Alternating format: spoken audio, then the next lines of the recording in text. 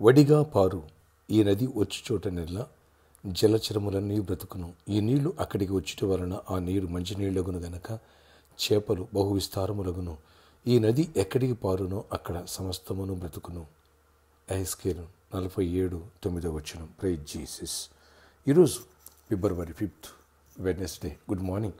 పరలోకనేసు సంఘ బిడ్డలకు, ఆత్మీయులకు, దైవజనులకు, ఇతర రాష్ట్రాలు, ఇతర దేశ మన ప్రియులందరికీ కృపాక్షేమలు సమృద్ధిగా విస్తరించునుగాక. ఆమేన్. ఫ్రెండ్స్, 5 వారాలు ఆలివ్ ఆయిల్ ఫెస్టివల్స్ అయిపోయినాయి.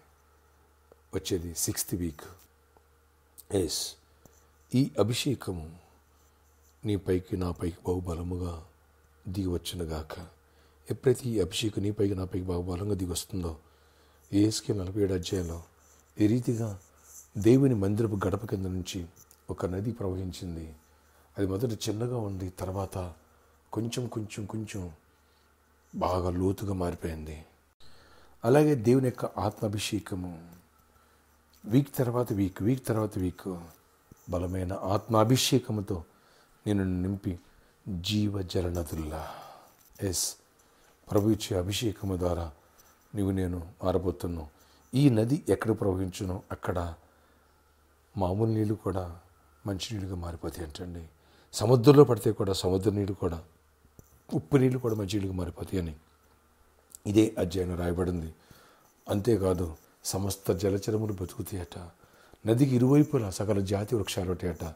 అవన్నీ నెల కాయలు కాస్తాయట. వాటి ఆకులు వాడవట.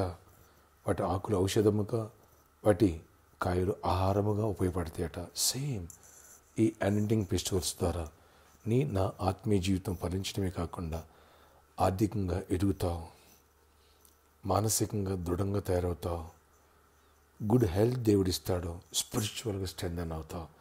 ప్రతి సమస్య నీ కాళ్ళ కింద రావాల్సిందే. జీవజల నది అంటే యేసుప్రభువు వారు, ఆయన ఎలా మారుతావు, ఆ శక్తిని పొందుతావు, శత్రు మీద విజయాన్ని సాధిస్తావు, బలవంతుడవుతావు. బలహీనతలను దేవుడు బలంగా మార్చేసి నీ సమస్యను సాక్షిగా మారుతాడు.